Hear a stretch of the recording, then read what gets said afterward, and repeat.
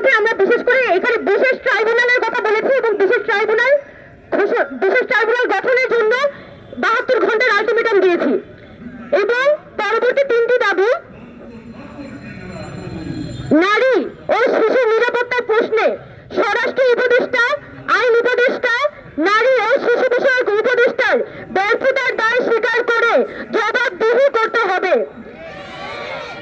তারপর 4 নম্বর দাবি সকল শিক্ষা প্রতিষ্ঠান ও কর্মক্ষেত্রে নারী ও শিশু নিপীড়ন বিরোধী সেল গঠন এবং সেলের কার্যকারিতা নিশ্চিত করতে হবে। সারা দেশে যৌন নিপীড়নের বিরুদ্ধে কঠোর পদক্ষেপ গ্রহণ করতে হবে।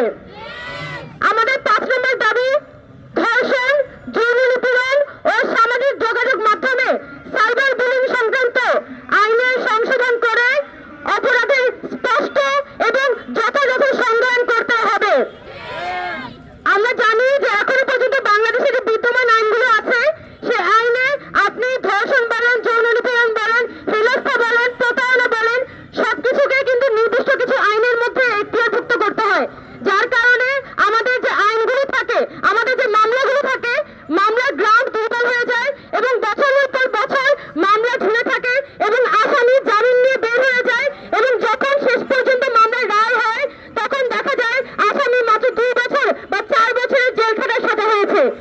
এই কারণে আমরা চাই যে আমাদের নারী ও শিশু নিপীড়ন বিষয়ক যত আইন আছে সেই আইনগুলো ক্লজ যাতে সরকারের পক্ষ থেকে স্পষ্ট করা হয়। আমরা এই 5টি দাবির ক্ষেত্রে বলতে চাই যে প্রতিটি বিচারের তদন্ত কার্যে যত ধর্ষণ হয়েছে সবগুলোর বিচারের তদন্ত কার্যে প্রশাসন ও আইন শৃঙ্খলা বাহিনীর সর্বোচ্চ সহযোগিতা নিশ্চিত করতে হবে। বিচারের প্রক্রিয়ায় দীর্ঘসূত্রিতা বন্ধ ও দ্রুত সময়ের মধ্যে বিচার কার্য সম্পন্ন করার ক্ষেত্রে প্রধান বিচারপতির নির্দেশনা থাকতে হবে। আমরা বাংলাদেশের আপামর জনগণের উদ্দেশ্যে বলতে চাই, আমরা ছাত্ররা আজকে ধর্ষণের দাবিতে, ধর্ষণের প্রতিবাদে আমরা রাস্তায় নেমেছি, ধর্ষণের বিচারের দাবিতে আজকে রাস্তায় নেমেছি। আমরা বলতে চাই এই যে অব্যাহত ধর্ষণ ও নিপীড়ন সেটা বন্ধে আপনারা সামাজিক প্রতিরোধ গড়ে তুলুন। সামাজিক প্রতিরোধ গড়ে না তুললে এই ধর্ষকরা নানানভাবে সমাজের মধ্যে পুনঃপ্রতিষ্ঠা হবে। আর আমরা বলতে চাই যে জনগণের উদ্দেশ্যে বলতে চাই, আপনারা অপরাধীদের আইনের হাতে সোপর্দ করুন এবং তাদেরকে সামাজিকভাবে বয়কট করুন। অপরাধী যদি আপনাদের আত্মীয় স্বজন হয় তাদেরকে আপনারা বয়কট করুন। অপরাধীকে যদি আপনার পাশের বাসায় থাকে তাদেরকে আপনারা আইনের হাতে তুলে দিন।